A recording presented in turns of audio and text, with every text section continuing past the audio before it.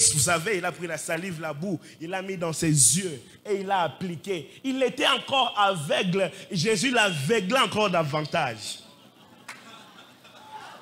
Mais Jésus lui dit, va te laver dans le réservoir de Siloé. Question, il n'a jamais vu Siloé. Il ne connaît pas si c'est à Ngaba ou à Makala. Il n'a jamais vu Siloé. Il est aveugle. On peut lui raconter tout ce qu'on lui dit, mais il n'a jamais vu Siloé. J'aimerais dire à une personne, l'aveuglement de Dieu est la vision qui te permettra à marcher pendant que tu es encore aveugle physiquement.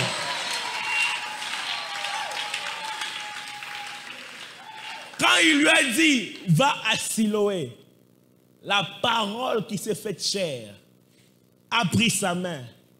Pendant qu'il ne voyait pas, Jésus n'était même pas avec lui. Il a dit seulement la parole, va à Siloé. Frère, ferme les yeux. Pendant qu'il disait cela, frère, toi laisse-toi conduire, ne pique-les pas, sinon tu vas tomber. Pendant qu'il a dit ça, la parole a tenu l'aveugle. La parole connaît l'adresse. La parole a tenu l'aveugle.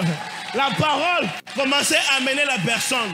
Et il était aveugle, il ne connaissait pas Siloé, mais la parole connaissait Siloé, parce que ma Bible dit, au commencement, Dieu créa le ciel et la terre. La terre était informe et vide, mais l'Esprit de Dieu s'est mouvé sur l'abîme. Et puis, Dieu dit, dans l'édit de Dieu, il y a la lumière. Que la lumière soit, et la lumière fut. Pendant qu'il a dit à l'aveugle, va à Siloé, l'aveugle avait la lumière. Ils étaient en train d'y aller avec la parole. Et arrivé à gauche, la parole prend à gauche, l'aveugle suit à gauche. Il arrive à droite, la parole prend à droite, l'aveugle arrive à droite. J'aimerais dire à quelqu'un ce soir, Dieu a la clé qui te permet de sortir dans la zone de turbulence.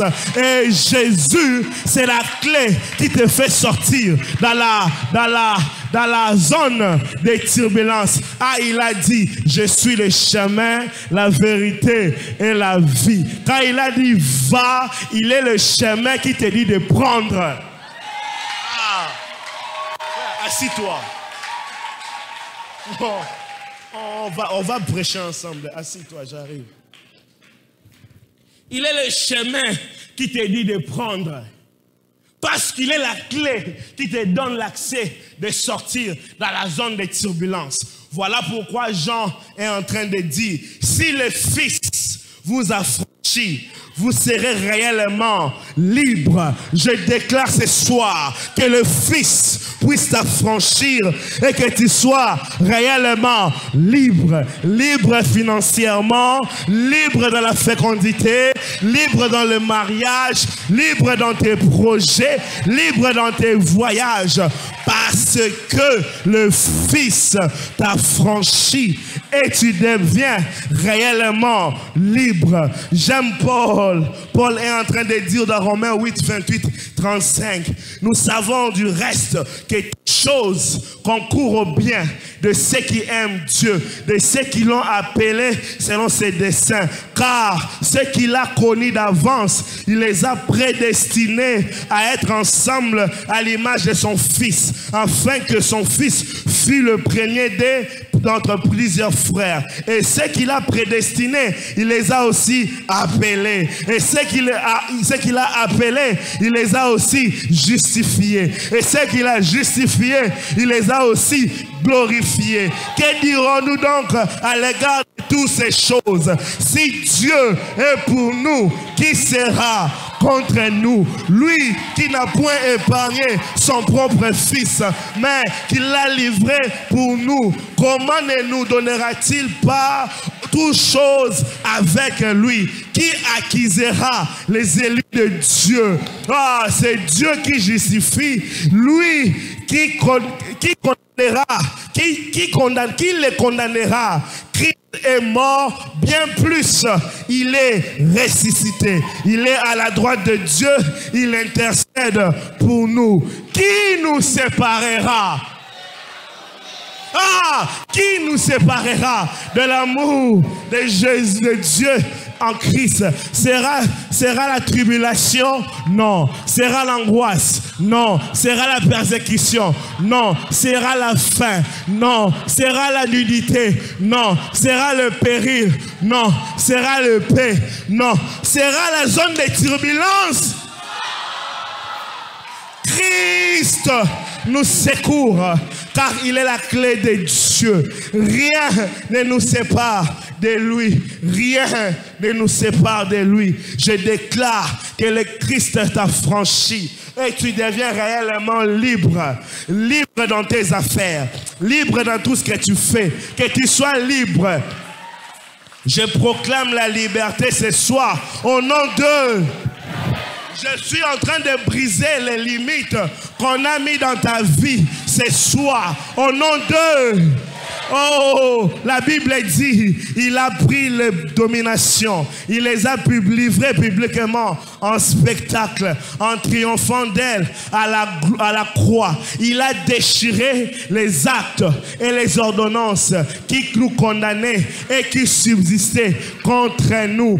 Et il a reçu le nom qui est élevé au-dessus de tous les noms. Afin que, au nom de Jésus, tous genoux fléchissent sur la et sous la. Même la zone de turbulence, si ça a un nom, ça va se fléchir. Si la zone de turbulence, c'est la maladie, ça va fléchir. Si la zone de turbulence, c'est la crise, ça va fléchir. À moins qu'il ne soit pas nommé.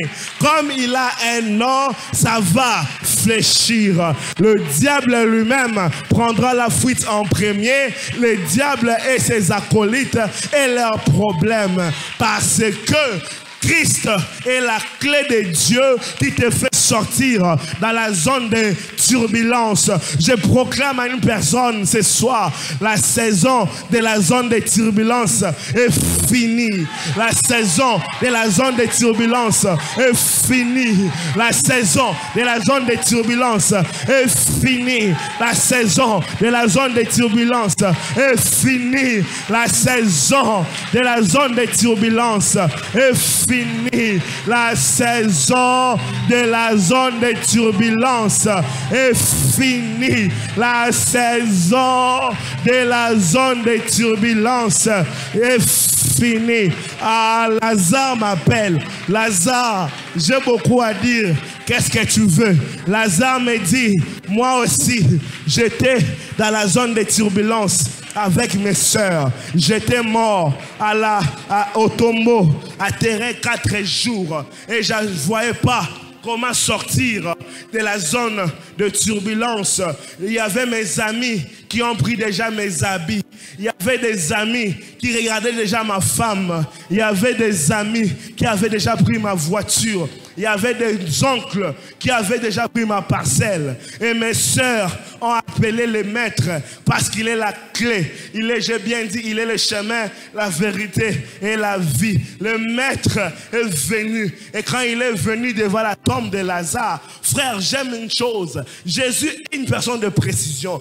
Il sait, comme il est la vie, s'il dit, mort, sort, les tombeaux, allez, tous les morts, depuis je ne sais pas combien de siècles, allaient sortir.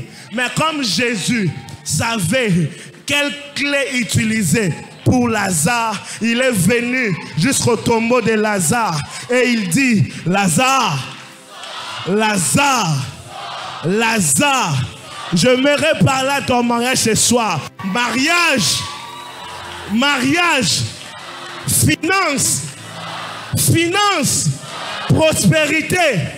Ah, prospérité, la vie, la santé, la bénédiction. Ah, sors au nom de Jésus. Sors au nom de Jésus. Parce que la clé de Dieu, c'est la bénédiction de Dieu. La clé de Dieu, c'est la bénédiction de Dieu. Voilà pourquoi la Bible dit, ah, ici la connexion est bonne. Ça vient, je ne force pas. Je ne lis même pas mes notes. Ça vient, ça coule.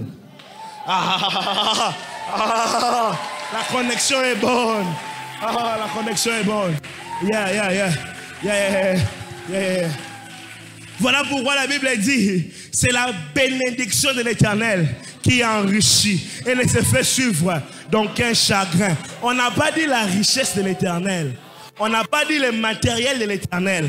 On n'a pas dit l'argent de l'Éternel. On a dit la bénédiction de l'Éternel. Or, la bénédiction de l'Éternel, ce n'est que Christ lui-même. Je vais revenir sur ça le dimanche. Parce que le dimanche, je vais parler de la grâce dans la zone de turbulence. Mais je vous donne un avant-goût.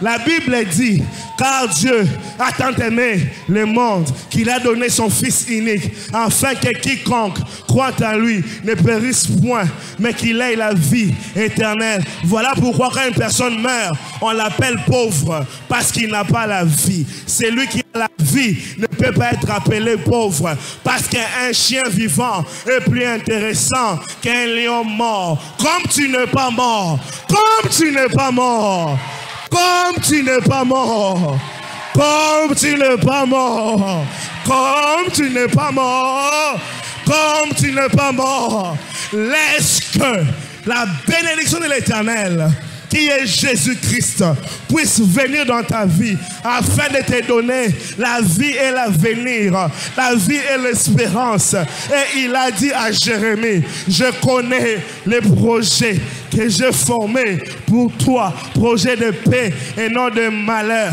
projet de paix et non de malheur.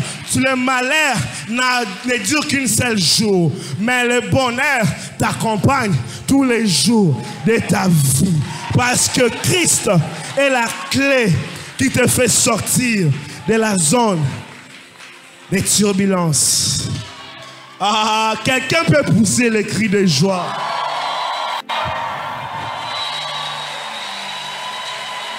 Shaka mama sheka. Leka mama mama. Sheka mama mamosh. La brakanekos. Yamanekosha. Yepanekoshe. Deuxièmement,